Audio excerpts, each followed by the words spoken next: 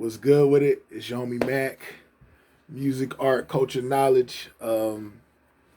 Like, share, comment, subscribe. Subscribe to the YouTube channel 82 Kings. Click that like button. Click that notification bell so you can stay abreast of what's going on uh, with the page over here at 82 Kings. And you can check us out on Instagram as well, MacTV_82. But I was at the let's get into it. I was at the barbershop a couple weeks back, and there was this intense debate about the Tang Clan. Anybody that knows me will tell you, I'm a Tang baby. Grew up in the 36 Chambers era. I can remember the first time I heard Cream. I'm a Wu baby through and through. I would say that Tang arguably is the greatest hip hop group of all time. But anyway, that's another discussion for another day. When I was in the barbershop, the debate was who had the best solo album out of the Wu. Some people said Old Dirty Bastard returned to the 36 Chambers.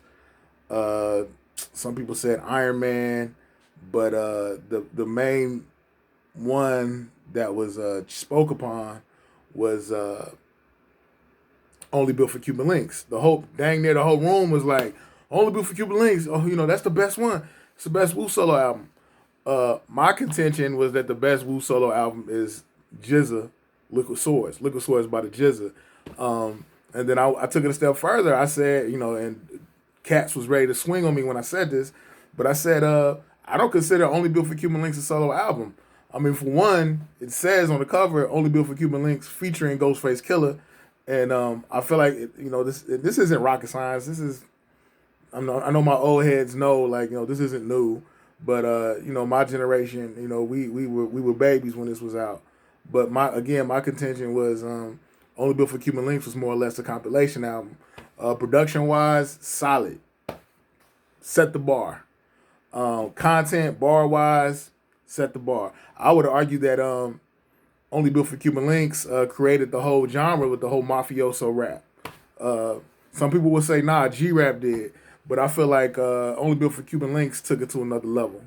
I think there would be no Clips, there'd be no Pusha T, and the groups that also carried on. The names escape me at the moment, but the names, again, they escape me at the moment. But those groups that were all under the mafioso umbrella, they're the progeny of Only Built for Cuban Links. I actually had the pleasure of opening up for Raekwon at South by Southwest a couple years back. But yeah, my contention is Only Built for Cuban Links is not a solo album.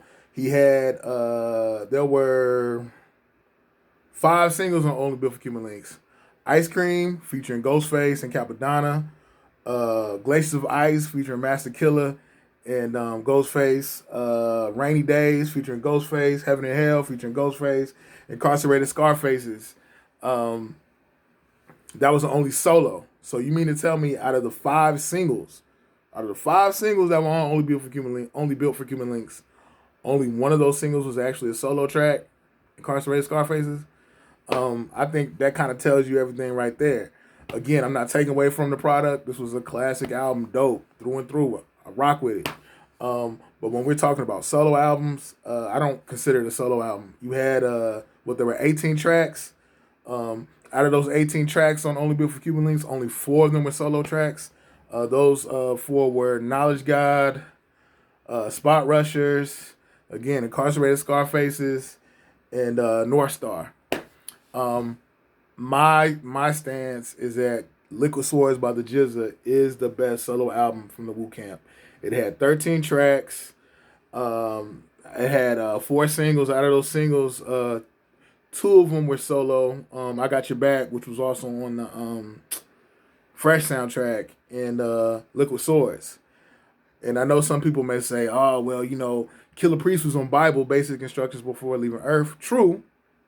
But I kind of felt like that was kind of essentially our introduction to Killer Priest. I don't think that takes away the value or it depreciates the art that is Liquid Swords. Matter of fact, Liquid Swords dropped 24 years ago. This week, 24 years ago. I think it dropped on the 4th or the 5th of November, but 24 years ago.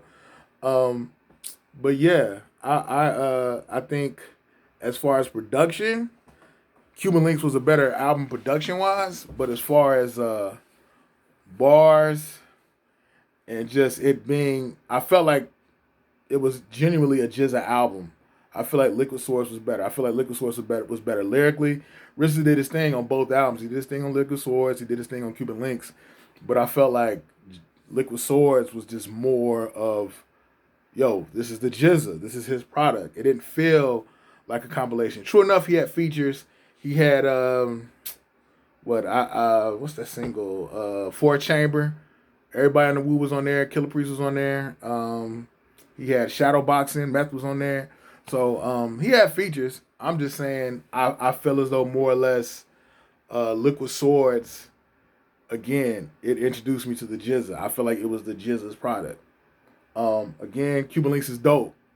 Actually, production wise, I like Cuban Links more. But I felt like Liquid Swords was better conceptually. It had that song Gold, where he's literally telling the story of a drug dealer, in the first person. And then he had labels where he's basically giving all this wordplay, flipping the names of the record labels. Tommy ain't my mother effing boy. I got kids watching, so I'm trying to touch up my language. But yeah, I think Liquid Swords through and through is the best solo album by a Wu-Tang Clan member. Old Dirty's Return to 36 Chambers, Dirty version was dope, but I don't feel like the production on that was as tight as Liquid Swords or Cuban Links. I don't think Iron Man was the best because Iron Man essentially was Cuban Links Part 2 with a different soundscape a little bit. RZA switched it up a little bit. But again, through and through, I think it's Liquid Swords. Takal was cool. Takal had dark production. But track for track, I don't think that was necessarily RZA's. I think Takal was kind of like an acquired taste because the production was very dark and it was kind of it was kind of eclectic and it was dark.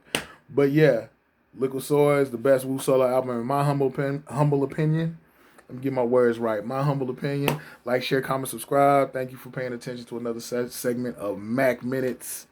Like, share, comment, subscribe. Follow us on Instagram, MacTV_82. Be blessed.